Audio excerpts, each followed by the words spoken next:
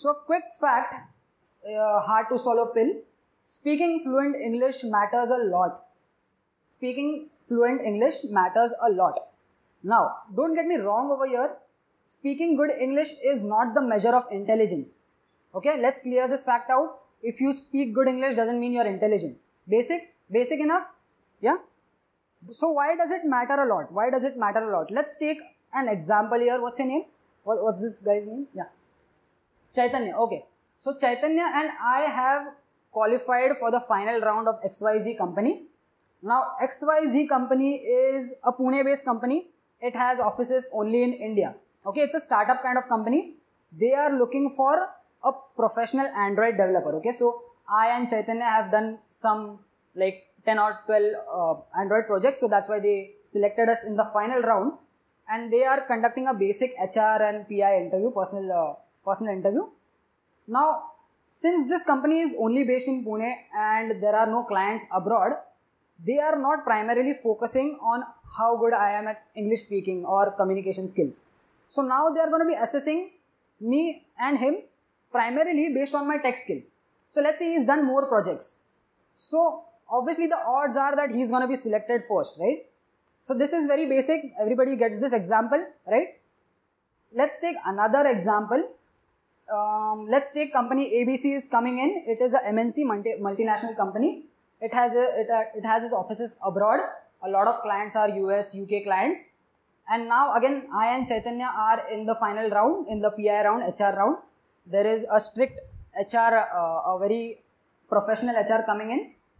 Now, they have this company has already assessed us that our tech skills are great, right? I and Chaitanya are pretty much on top. They are like, okay, this guy is amazing in technology. These guys are killing it. Okay. Now they want to know how good our communication skill is. I am not able to speak good English.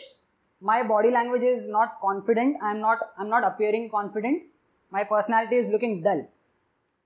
So, but let's say I have done more projects. You know, I have done 10 projects in Android. Chaitanya has done 5 projects. Now the company is going to see, and they're going to think like, okay, Tanmay has done less projects. He is not that tech savvy in Android, but his English, okay, I'm sorry, I made it, I goofed up a bit. My English speaking skills are very great, but I have not done a lot of projects. Okay, that's the scenario.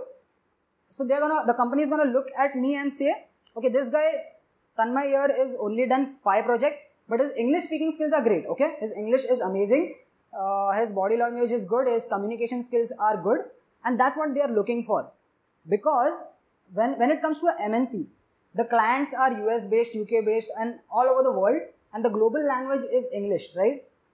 So your communication skills in English need to be decent enough. So that's where a lot of tech people get eliminated. And I have observed this during my time, my juniors time, that a lot of highly qualified developers or database people, technology savvy people get eliminated in the final round, and that leads to a huge depression kind of scenario. Okay, it's really sad because we are like, okay shit, हम लोग last round तक चले गए, अब last round में हमको selection नहीं हो रहा है.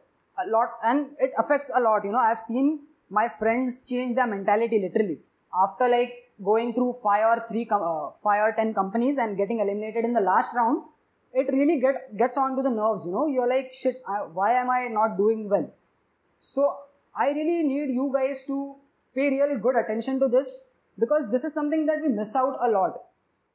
हम लोग सिर्फ अपने technology skills पे ध्यान देने की try करते हैं.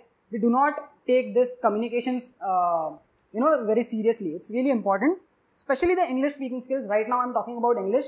We're going to cover the other aspects also. So I hope everybody is clear why English speaking skills is important. If a company is having its offices abroad, they are definitely going to look at an overall package and not just a guy who is tech savvy. Okay? Everybody clear with this? Yeah? Makes sense? So English is important. So how do I improve my English speaking skills? Now, these are the recommended ways. Recommended ways is the ideal way to go. Reading books. Trust me, I have literally never read any book and I'm not really proud of it. I'm not really proud of it. I'm very lazy. I have read probably 2 books.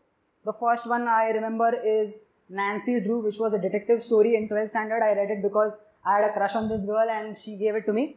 things you do, you know. So yeah, seriously, I did that. Dil pe patthar rakh ke pad liya tha. The second book I read was Rich Dad, Poor Dad, which was a really nice book by Robert Kiyosaki, and that's about it. Literally, that's about it. So, but reading books, why is reading books important is because not only does it improve our English speaking skills, the spoken English, it also increases our vocabulary.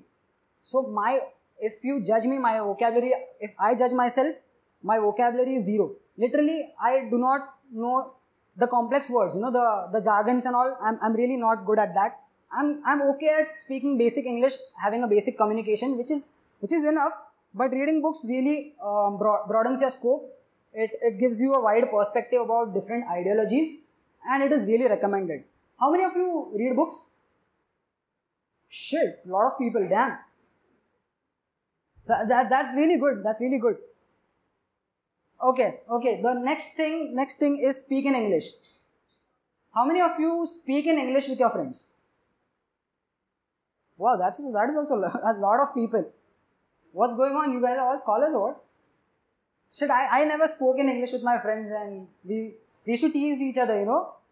That was a very sad thing. But yeah, speaking in English is the number 2 methodology of improving your English speaking skills. That's because when you speak, you are subconsciously training your mind with those vocabulary, with those sentences, and try to speak in English with your superiors or someone who is good at English. So maybe you make a mistake, your friend can rectify you. Rather than goofing up in a presentation like this, it's better to make mistakes in front of a friend, and even if they tease, it doesn't matter, right? We are always roasting each other, right? So yeah. Next thing is grammar skills, writing and chatting in English. Everybody is chatting all the time, 24/7. I think a lot of you people are already texting or something like that. You are not using your cell phones, right? That last guy is doing something, I'm pretty sure. Okay. So if you are chatting, chat in English, please. So writing and trying to respond more in English, it subconsciously trains your mind to be good in English. It really helps a lot. Listen to English content. This is I think by far the most important thing that I did. A lot of English movies, lot of English documentaries, lot of TV series, Friends, GOT, everybody. Friends fans, great. Game of Thrones, Breaking Bad, Daredevil, Punisher. Holy shit, lot of you people are wasting a lot of time on these series, huh? Great. It's good, you know, it's good. Not this much, but yeah, it's really nice. So what I did is not read books. As I told, I didn't read books. I watched a lot of English movies, used to do a lot of chatting in English. I'm 24/7 online. If I don't respond in a day or two, please call my parents. English songs. After 10th, this was a transition. After 10th, I started listening to a lot of English songs. I in fact by-hearted the English songs to rap and show off in front of my friends, literally. The Akon Beautiful song, has anybody heard? Akon, there's a rap by Cardinal, you know. I literally have by-hearted that part completely. I'm not gonna rap over here. I'm not gonna do that. English TV series and sometimes presentations in my college and all. So these are things I did. These are recommended things. Now you need to assess yourself where you lack. I'm pretty sure a lot of you might feel underconfident because we make mistakes. You know, we think that the other person is going to judge us in a negative way. And trust me, that is a sign of underconfidence. Even if you're making mistakes, you need to take it positively. If someone says, hey, you know, you made a grammatical mistake, you shouldn't get negatively impacted by that. You need to be like, okay, so what can I do to change it, right? So that kind of mindset is really important to have. And really, you should talk in English with your friends. That's really great.